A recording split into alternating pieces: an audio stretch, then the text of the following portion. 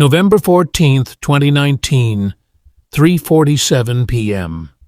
The wind off Lake Michigan cut through Wicker Park like a blade through wet paper, and inside Eddie's rare guitars on Milwaukee Avenue, the radiator hissed and clanked against the November cold. Eddie Malone, 61 years old, with a gut that pressed against the glass counter and fingers stained with lemon oil and rust, sat on a cracked leather stool behind the register, thumbing through a catalog of Japanese imports he would never buy. His shop was a cathedral of wood and wire, a place where the air smelled of nitrocellulose lacquer and old amplifier tubes, where every guitar hanging on the exposed brick walls carried a price tag that could fund a year of college tuition. A 1954 Fender Stratocaster in sunburst finish hung near the front window, priced at $92,000. Beside it, a 1959 Gibson Les Paul Standard in cherry red, $140,000, with a certificate of authenticity that Eddie had framed in mahogany. He had opened this shop in 1987 after failing as a session musician in Los Angeles, and over 3 decades he had cultivated a reputation for snobbery that matched his inventory. He did not sell guitars to beginners. He did not tolerate browsers. He especially did not tolerate people who touched the instruments without first proving they had the money to buy them.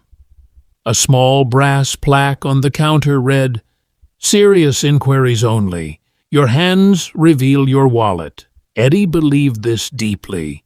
He could spot a tourist from 40 feet away, a wannabe from 20, and a time-waster from the moment their hand reached for a doorknob. At 3:52 p.m., the bell above the door chimed, and a man stepped inside who did not belong. He was 62, maybe 63, with skin the color of burnished copper and eyes that seemed to look through the guitars rather than at them. He wore a faded mustard-yellow linen shirt, unbuttoned at the collar, over a black undershirt that had seen 1,000 washes. On his head sat a wide-brimmed black hat, the kind that cast a shadow over the eyes and made a man seem like he was carrying weather inside him. Around his neck hung a strand of dark wooden prayer beads, each one worn smooth by decades of touch. His jeans were faded at the knees, and his boots were old brown leather, scuffed at the toes, the kind of boots that had walked through deserts and airports and backstage corridors that smelled like spilled beer and broken dreams. He moved slowly, as if the air in the shop was thicker than the air outside, as if he was swimming through sound that only he could hear. Eddie looked up from his catalog and felt his jaw tighten. Another one. The city was full of them after summer ended, aging musicians who wandered in from the cold, their pockets full of nothing but stories, their fingers reaching for instruments they could not afford. Eddie had seen 10,000 of them. They all wanted to play the expensive ones. They all wanted to feel like they mattered for 3 minutes.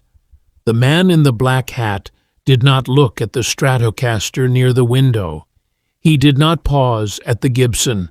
He walked past the wall of crown jewels as if they were furniture, his eyes scanning the back corner of the shop, where Eddie kept the trade-ins, the repairs, the instruments with cracked finishes and dented bodies that he sold to kids and desperate bar bands. The man's eyes locked onto something hanging on a peg in that forgotten corner.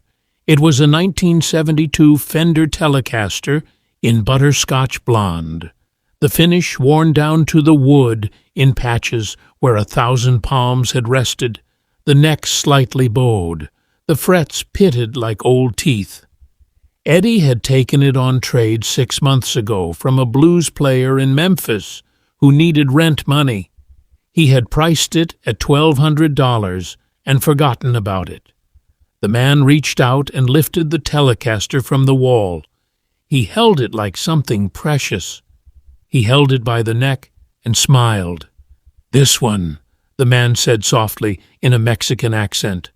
"I would like to try this one." Eddie stared. Then he laughed. "That one?" Eddie said, standing up. "Buddy, that Telecaster is a beater. It's got a warped neck, shot pickups, and wiring that hums like a beehive. I keep it back there for kids who want to learn on something they can destroy. You don't want that guitar." The man turned the Telecaster in his hands, studying the grain of the ash body. "I think I do," he said quietly. Eddie shook his head. "Look," Eddie said, "I've got a 1963 Stratocaster that Clapton would kill for. I've got a 59 Les Paul that belongs in a museum. I've got a PRS private stock that costs more than your car. And you want to play the $1,200 Telecaster smelling like a Memphis basement?" The stranger looked up. His eyes were dark brown, almost black, with a calm that made Eddie want to look away. "Sometimes," the man said, "the most broken thing in the room has the most honest voice." Eddie snorted. "Honest voice? That's a good line. You practice that on the subway? Listen, I'll get you a decent Mexican Stratocaster, made in Ensenada, $300. But this Telecaster, this thing is firewood with strings." The man did not argue. He simply held the guitar closer. "May I?" he asked, gesturing toward a small amplifier in the corner. Eddie threw up his hands. "Sure, why not? Play the beater. But don't say I didn't warn you when the intonation makes your ears bleed." He walked back behind the counter and sat down, already dismissing the man from his mind. The stranger carried the Telecaster to the amplifier. He sat on the small wooden stool in front of it, the wood creaking under his weight. He plugged the cable into the input jack, which crackled with static. He adjusted the tuning pegs with his thumb, not with a tuner, but by ear. Eddie watched from the corner of his eye, annoyed by the man's slowness. Outside, a siren wailed in the distance. The stranger placed his fingers on the fretboard. He closed his eyes. His left hand found a position near the 5th fret, and his right hand hovered over the strings. Eddie opened his mouth to tell the man to hurry up, but before the words could form, the stranger's right hand came down, and the first chord rang out. It was not the sound of a $1,200 beater. It was the sound of a cathedral organ played in an empty stone church at midnight. It was the sound of rain on a tin roof in a country Eddie had never visited. It was the sound of a man's entire life compressed into 4 notes, each one vibrating with a sorrow so pure that Eddie felt it in his teeth, in his sternum, in the hollow place behind his ribs where he had stored everything he had forgotten about music. The chord hung in the air, sustained by the reverb, filling the shop like incense, like smoke, like something alive. Eddie's hands froze on the counter. The catalog slipped from his fingers and landed on the glass with a soft slap. The stranger's eyes were still closed, his face tilted upward, as if receiving a signal from beyond the ceiling. His fingers moved with precision, each note placed like flowers on a grave. He played a progression that Eddie had never heard before and had somehow always known. It started in the key of E minor, that darkest and most honest of keys, and it climbed through intervals that seemed to open doors in the air itself. The warped neck did not matter. The shot pickups did not matter. The wiring that hummed like a beehive was silent, as if the electricity itself had stopped to listen. Eddie felt something crack inside him. It was a small crack, no bigger than a hairline fracture in a porcelain cup, but it was enough to let the light back in. Eddie stood there, his palms flat against the counter, breath shallow. The stranger did not open his eyes. His fingers moved across the fretboard with the ease of a man walking through his home in the dark. He played a melody that seemed to have no beginning and no end, wrapping around the room like smoke from a candle held too close to velvet. Eddie tried to place it. It was not blues, though it had the blues in it. It was not jazz, though it swung. It was not rock, though it had the weight of a stadium behind it. It was something older, something that sounded like it had been born in a small room with dirt floors and a mother singing in the kitchen while a father tuned his violin. Eddie felt his throat tighten. He had not felt this in 32 years. The last time he was 29, sitting in a Burbank studio, holding a Gibson ES-335 that belonged to a producer who had promised Eddie a spot on an album that never got made.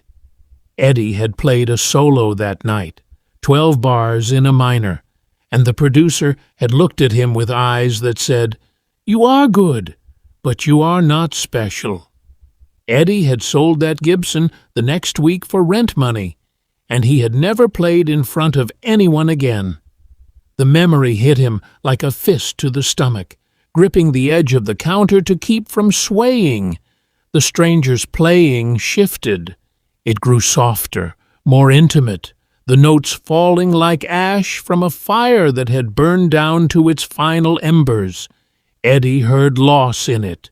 He heard a man who had buried his father in a town too poor for a cemetery. He heard a man who had stood before 400,000 people and still felt alone. Then the stranger opened his eyes. He looked directly at Eddie. Those dark brown eyes held no accusation. "You played once," the man said. It was not a question. It was a statement, delivered with the certainty of a doctor reading an X-ray. Eddie's mouth went dry. "A long time ago," he managed. The stranger nodded. "The hands remember," he said, "even when the heart tries to forget. The fingers know the shapes. You cannot sell that, my friend. You cannot price it. You can only play it or let it die inside you." Eddie wanted to look away.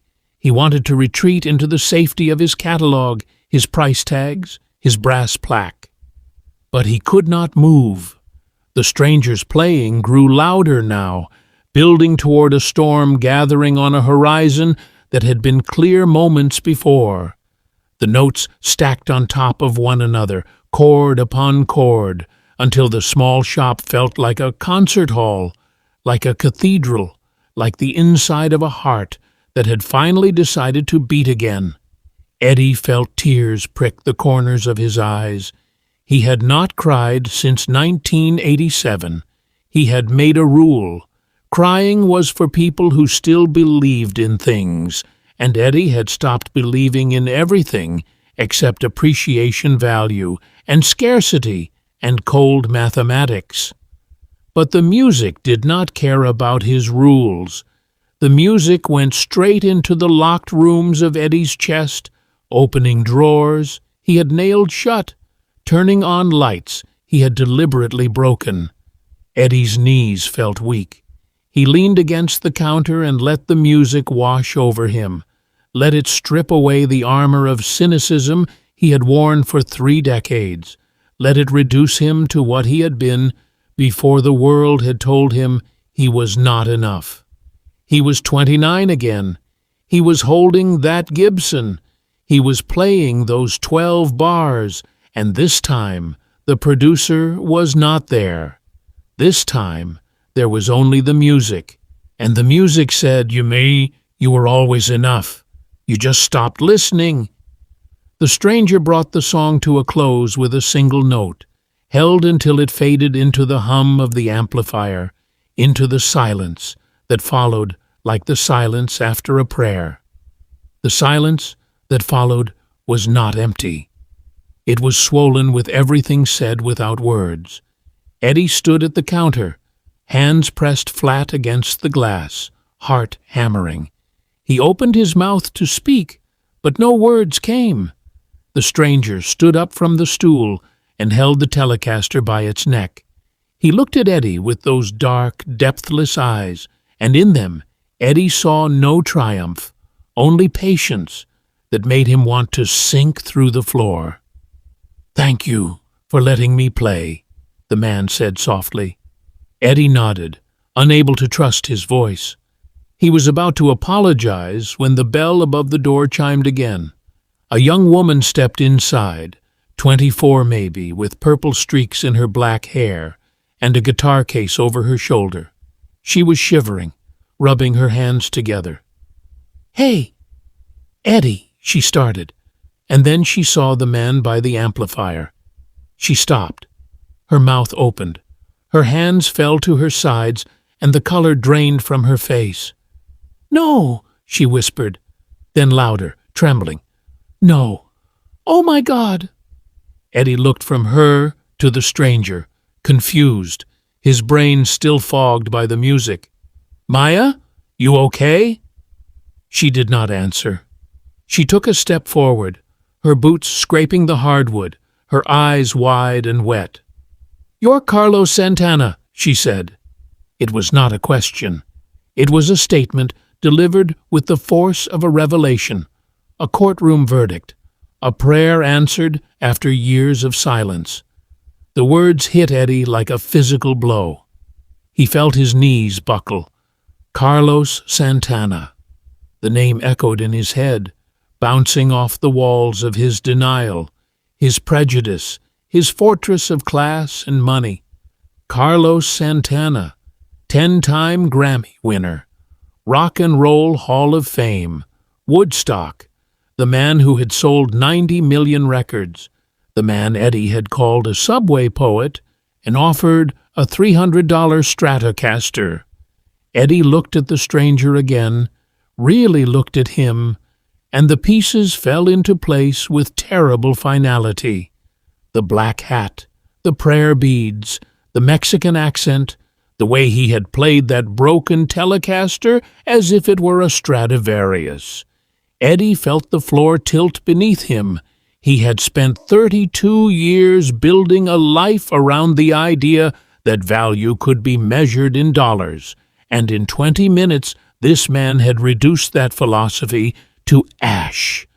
Maya was crying now, tears streaming down her face, her hands clasped like a child at an altar. "Mr. Santana," she said, her voice cracking, "I saw you at Ravinia in 2014. I was 16. My father took me. He died last year, and that night was the last time I saw him truly happy. He said, 'Maya, that man is not playing guitar. He is speaking a language that has no words.'" Carlos walked toward her, moving with that slow grace, and took her hands in his. "Your father understood that music is not about the instrument, it is about the intention. What was his name?" "David," Maya whispered. "David Chen?" Carlos closed his eyes for a moment, and when he opened them, they were shining. "I remember that night at Ravinia. It was raining. The stage was slippery. I almost fell during Black Magic Woman. And in the front row, there was a man with his daughter on his shoulders, both singing every word. That was your father?" Maya nodded, unable to speak, her whole body shaking. Eddie watched from behind the counter, and he felt something he had not felt in 3 decades. Shame. Not shallow embarrassment, but the deep grinding shame of a man who has realized that everything he believed about people was wrong. He had looked at Carlos Santana and seen a beggar. He had looked at a legend and seen a waste of time. And now The legend was comforting a crying girl with a kindness Eddie had never shown anyone. Eddie stepped out from behind the counter.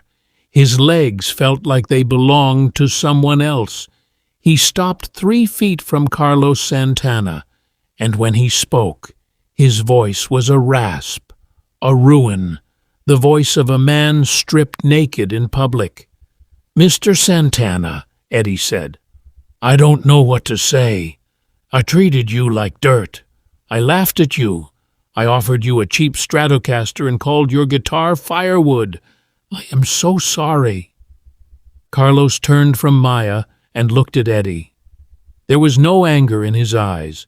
There was no desire for revenge, no need to humiliate the man who had humiliated him. There was only a deep oceanic sadness that seemed to say, "I have seen this before. I have been judged by my boots and my shirt 1,000 times, and I have forgiven it 1,000 times, because the music is bigger than your smallness." "Eddie," Carlos said, and the use of his first name felt like a blessing and a wound at the same time. "Do not be sorry. Be awake." Eddie stood there, the words echoing in his head. Be awake? 2 words, 10 letters, more weight than every price tag in his shop combined. He looked at Carlos Santana, really looked, and for the first time in 3 decades, Eddie saw a human being instead of a transaction. He saw the lines around eyes that had looked out at 100,000 crowds. He saw the scar above the left eyebrow, thin and white, that spoke of a childhood fall where doctors were a luxury. He saw the prayer beads, worn smooth by thousands of quiet moments when the world was too loud. "I don't understand," Eddie said, his voice barely above a whisper. "How can you not hate me? I laughed at you. I offered you a cheap guitar. I treated you like nothing." Carlos placed the Telecaster gently on the counter. "Hate is a heavy thing to carry, Eddie. I stopped carrying it long ago. When I was 19, I played a gig in Tijuana for $12 and beans. The club owner told me I would never be more than a poor Mexican with a guitar. He laughed at me the way you laughed today. For years I carried that laugh inside me. I let it fuel me. But the fuel runs out, and when it does, you are left with ashes. So I stopped proving people wrong and started proving myself right. Not to the world, to the music." Eddie felt tears prick his eyes again, and this time he did not fight them. "I used to play," Eddie said, the words coming out like stones from a dry well. "I used to be good, not great, but good. And then I stopped. I told myself the business was more important. I told myself selling guitars was the same as playing them. But it isn't. It never was." Carlos nodded, and in that nod, Eddie saw not pity but recognition, the acknowledgement of one soldier to another who had survived the same war. "The guitar does not care about your shop, Eddie. It does not care about your inventory or your price tags or your brass plaque. It only cares whether you are still listening, and you are. I heard it in the way you breathed while I played. You were remembering who you were before the world told you who to be." Eddie wiped his eyes with the back of his hand. "I want to buy that Telecaster," Carlos said, gesturing toward the instrument. "The $1,200 beater.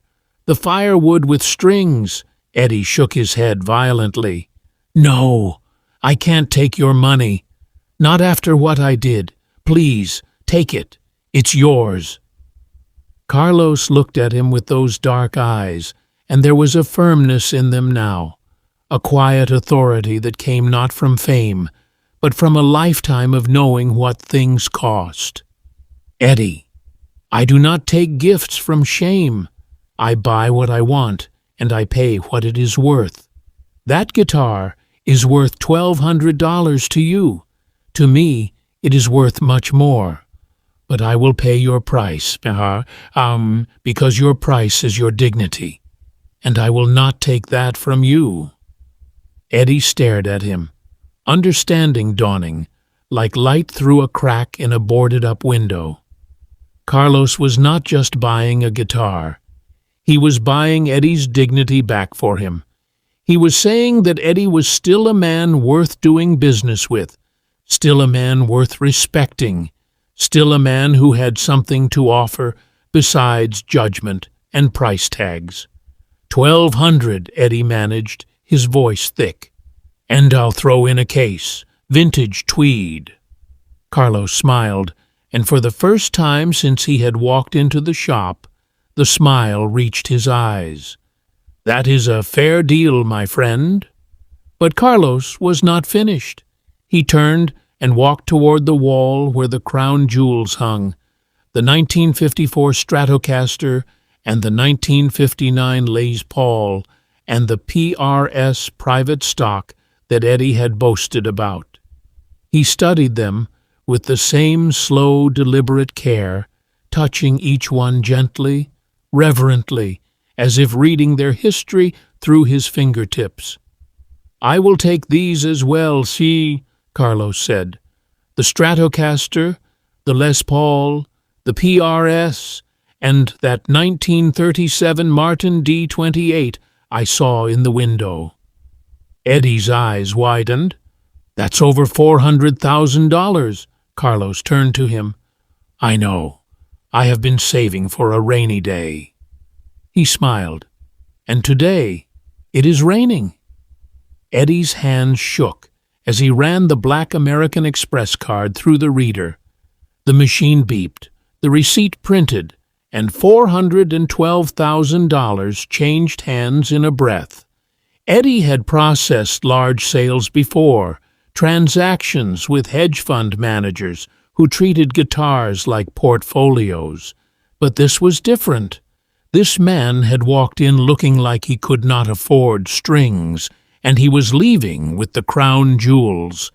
Eddie felt no robbery, only gratitude. Carlos signed the receipt with a pen that had been in his pocket since 1972, scratched and dented. He folded it into his worn wallet. Then Carlos reached into his pocket and pulled out something small and yellowed. It was a guitar pick, so old that the printing had worn away, the edges rounded by years of steel strings. He held it up, and the lights made it look less like plastic and more like amber. "This pick," Carlos said, his voice soft, "was given to me by a man named Javier Batiz in Tijuana in 1961. I was 13. I had 3 strings and a dream that sounded crazy. Javier was the best guitarist in Mexico. He gave me this pick and said, 'Carlos, the guitar does not care if you are rich or poor, famous or nobody. It only cares if you are honest.' I have carried this pick in my pocket for 58 years. Every concert, every recording session, every lonely hotel room at 3 in the morning when I wondered if any of it mattered." Eddie stared at the pick. It was worth nothing by any standard. Carlos had just spent $400,000 to establish. It was not authenticated. It was plastic thinner than a coin, lighter than a feather, and the most valuable thing Eddie had ever seen. "I want you to have it," Carlos said, and he placed it on the glass counter between them, right next to the receipt for $412,000. The contrast was devastating. One piece of paper represented everything Eddie had spent his life chasing. The other piece of plastic represented everything he had forgotten existed. Eddie shook his head. "I can't. That's your history." "Exactly," Carlos said.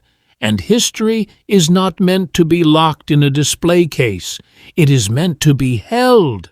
It is meant to remind you, every time your fingers touch it, why you fell in love with the sound of a string vibrating in an empty room." Eddie reached out and picked up the pick. It weighed almost nothing, but it felt heavy in a way that defied physics. It felt heavy the way a letter from a dead parent feels heavy. "Thank you," Eddie whispered. Maya stood by the amplifier, tears still wet on her cheeks. She had seen a man who had everything give the most valuable thing he owned to a man who had treated him like nothing. Carlos gathered his purchases, the Telecaster cradled in his left arm, the Stratocaster and Les Paul and PRS in their cases by the door, the Martin D28 in its case. He moved slowly, without urgency, as if he had nowhere to be. At the door, he stopped and turned back. He looked at the wall where the guitars had hung, empty spaces like missing teeth. "Leave one space empty, Eddie," Carlos said. "Do not fill it.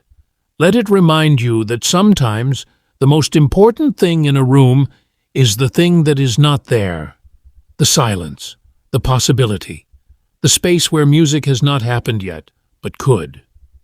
Eddie nodded, the pick clutched in his palm so tight it left an imprint on his skin. "I will," he said. And then Carlos Santana stepped out into the November afternoon, his black hat catching the last of the daylight, his prayer beads swaying gently against his chest. Maya and Eddie stood in the shop, surrounded by the ghosts of instruments that had just left, and neither of them spoke for a very long time. The shop grew dark as afternoon faded into evening, streetlights casting amber rectangles across the empty walls. Maya had left an hour ago, clutching the business card Carlos had given her, her face transformed by hope. She had hugged Eddie before leaving, a fierce embrace that surprised them both. Eddie stood alone in the center of his shop, surrounded by the silence that Carlos had left behind, and he felt something he had not felt in 32 long years. Peace. He walked to the counter and picked up the brass plaque that had governed his life. "Serious inquiries only. Your hands reveal your wallet." He felt the weight of the metal, the arrogance of a man who had mistaken price for value. He dropped it in the trash with his own 2 hands. It landed with a sound like a door closing. Then he walked to the wall where the 1954 Stratocaster had hung, where the 1959 Les Paul had hung, where the PRS had hung. The empty spaces stared back at him like open mouths, like questions and hope, like possibilities. Carlos had told him to leave one space empty. Eddie looked at the wall for a long time, and then he did something he had not planned. He reached up and took down the 1963 Stratocaster that Clapton would have killed for. He placed it in its case. Then he took down the 1939 Martin D18 that had belonged to a bluegrass legend from Kentucky. One by one he removed all the precious crown jewels from his walls, the instruments he had treated like museum pieces, like investments, like things to be admired but never touched. He left one space empty. Just one. Right in the center of the wall, where the light from the window hit it at 4 o'clock every afternoon. The empty hook, the bare brick, the slight discoloration of the paint where the frame had blocked the sun for years. It was the most beautiful thing in the shop. Eddie walked to the back room, to the closet he had not opened since 1995, and pulled out a battered hard-shell case covered in dust and stickers from clubs that no longer existed. He opened the latches.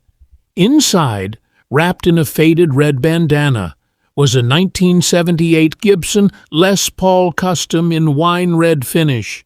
It had been his own father's guitar.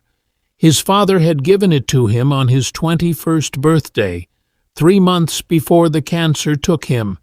Eddie had played it every day for 8 years, until the day he sold his last solo for rent money and decided that music was a luxury he could no longer afford.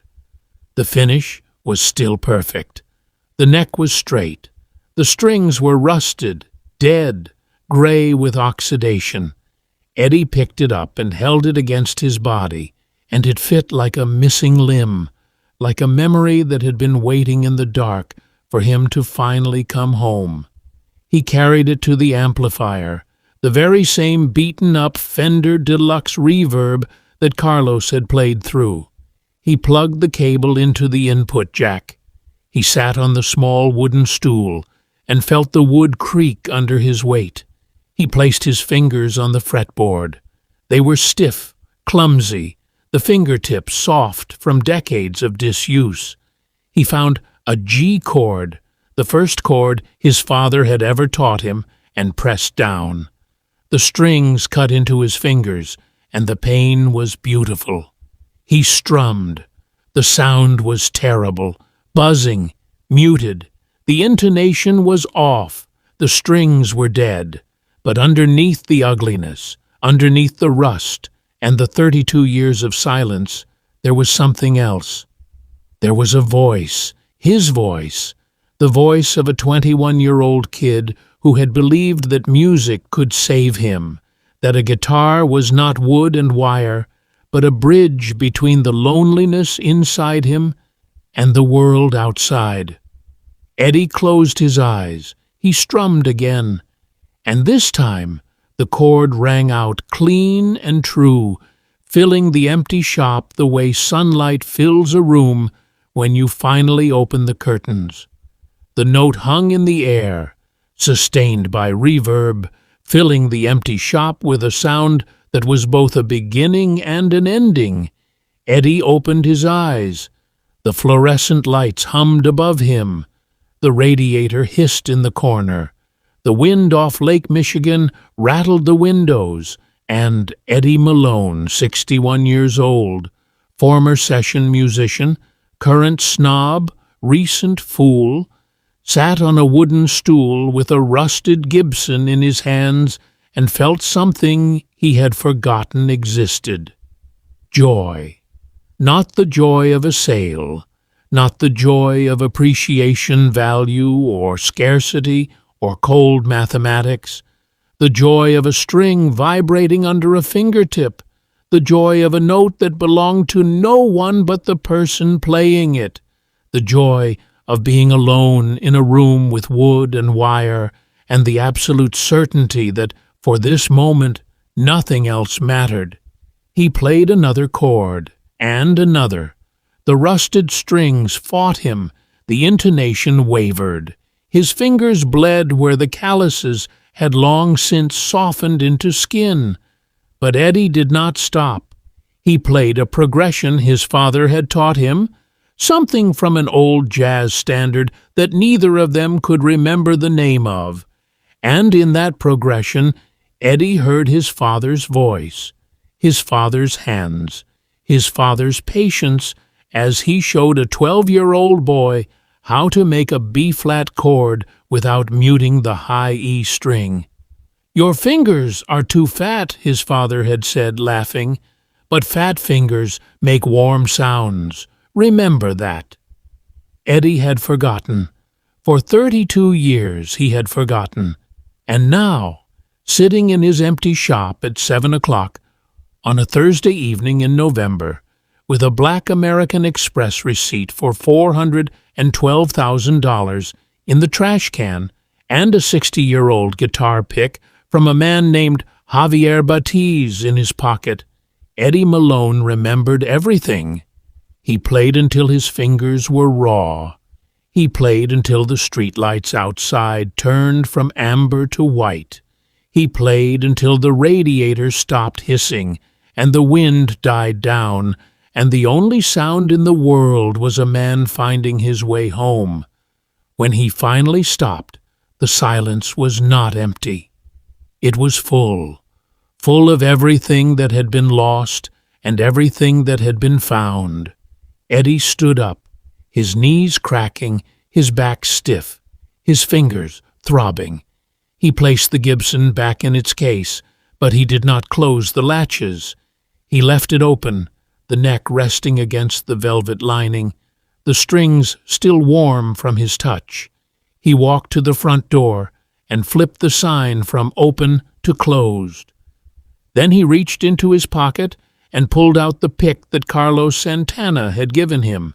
He held it up to the light, studying the worn edges, the faded color, the history compressed into something thinner than a coin. He walked to the counter and picked up a marker. On a blank piece of cardboard, he wrote carefully, in letters that shook, "Every guitar has a story.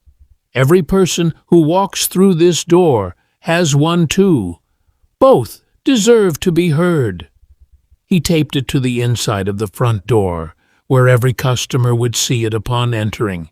Then he walked back to the stool, picked up his father's Gibson, and played one more chord, a G major, the first chord, the chord that had started everything, and 3,000 miles away, in a quiet house in the hills above San Francisco, Carlos Santana sat in a darkened room with his prayer beads in his hand, eyes closed.